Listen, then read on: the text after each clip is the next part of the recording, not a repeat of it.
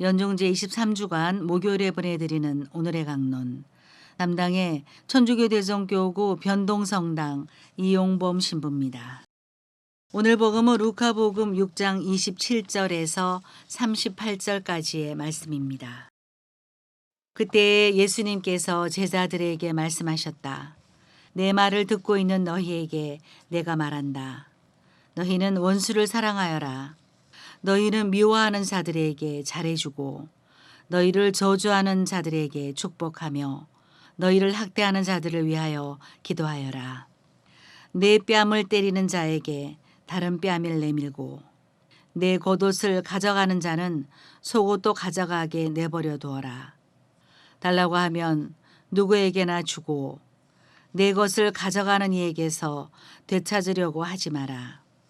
남이 너희에게 해주기를 바라는 그대로 너희도 남에게 해주어라. 너희가 자기를 사랑하는 이들만 사랑한다면 무슨 인정을 받겠느냐. 죄인들도 자기를 사랑하는 이들은 사랑한다. 너희가 자기에게 잘해주는 이들에게만 잘해준다면 무슨 인정을 받겠느냐. 죄인들도 그것은 한다. 너희가 도로받을 가망에 있는 이들에게만 구워준다면 무슨 인정을 받겠느냐. 죄인들도 고스란히 되받을 요랑으로 서로 구워준다. 그러나 너희는 원수를 사랑하여라. 그에게 잘해주고 아무것도 바라지 말고 구워주어라. 그러면 너희가 받을 상이 클 것이다. 그리고 너희는 지극히 높으신 분의 자녀가 될 것이다. 그분께서는 은혜를 모르는 자들과 악한 자들에게도 인자하시기 때문이다. 너희 아버지께서 자비하신 것처럼 너희도 자비로운 사람이 되어라. 남을 심판하지 마라. 그러면 너희도 심판받지 않을 것이다. 남을 단죄하지 마라. 그러면 너희도 단죄받지 않을 것이다. 용서하여라. 그러면 너희도 용서받을 것이다. 주어라. 그러면 너희도 받을 것이다. 누르고 흔들어서 넘치도록 호하게 되어 너희 품에 담아주실 것이다. 너희가 되질하는 바로 그 되로 너희도 되받을 것이다. 대전가톨릭 평화방송 애청자 여러분 안녕하십니까? 오늘은 연중 제23주간 목요일입니다. 오늘 복음은 루카복음서의 말씀으로 너희 아버지께서 자비하신 것처럼 너희도 자비로운 사람이 되어라 하는 말씀이 나오고 있습니다. 복음에서 이어서 나오는 주님의 말씀을 한 번 더 보도록 합시다. 남을 심판하지 마라. 그러면 너희도 심판받지 않을 것이다. 남을 단죄하지 마라. 그러면 너희도 단죄받지 않을 것이다. 용서하여라. 그러면 너희도 용서받을 것이다. 주어라. 그러면 너희도 받을 것이다. 누르고 흔들어서 넘치도록 후하게 되어 너희 품에 담아주실 것이다. 너희가 되질하는 바로 그 되로 너희도 되받을 것이다. 예수님께서 이렇게 말씀하셨습니다. 우리들 중에는 심판받는 것을 좋아하는 사람이 단 한 사람도 없을 것입니다. 우리들 중에는 단죄받는 것을 좋아하는 사람도 단 한 사람도 없을 것입니다. 그런데도 우리는 심판받는 것을 싫어하면서 종종 이웃을 심판하고 단죄받는 것을 싫어하면서 종종 이웃을 단죄합니다. 우리들 중에는 용서받는 것을 싫어하는 사람은 단 한 사람도 없을 것입니다.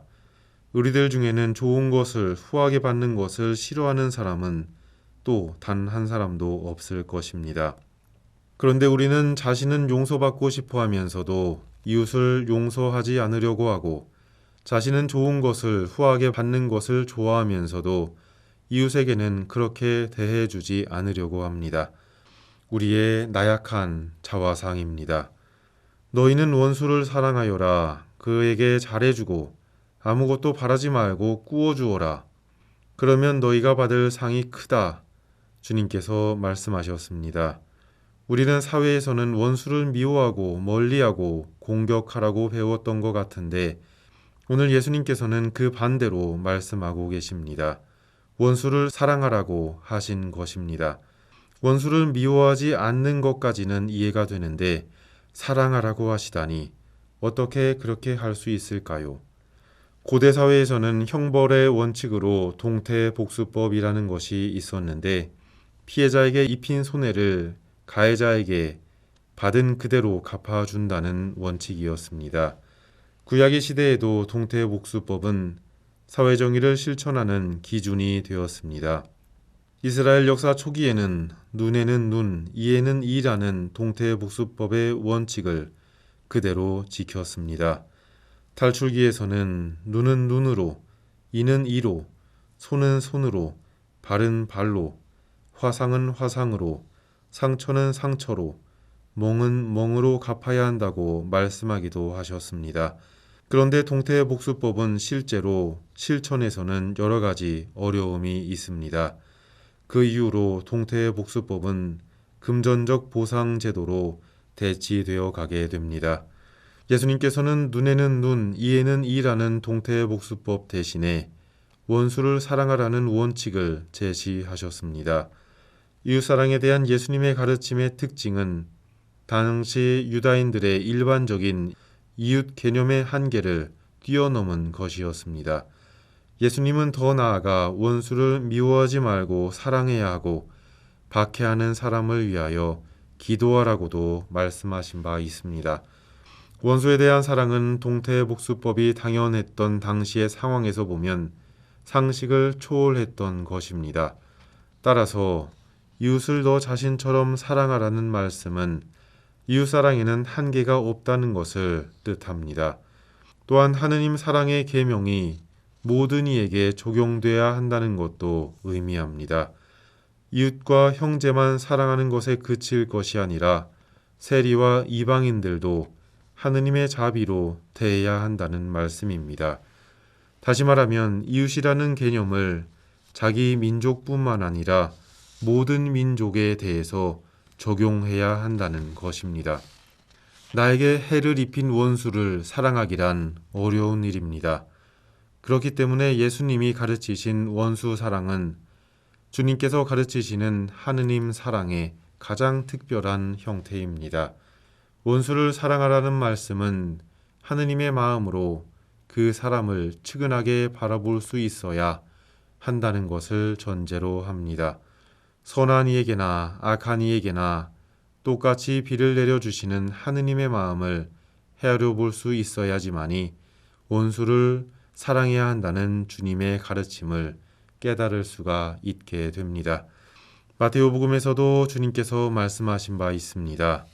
나는 너희에게 말한다. 너희는 원수를 사랑하여라. 그리고 너희를 박해하는 자들을 위하여 기도하여라. 그래야 너희가 하늘에 계신 너희 아버지의 자녀가 될 수 있다. 하느님께서 바라시는 것은 모든 사람이 한 사람도 빠짐없이 구원회로 인도되는 것입니다.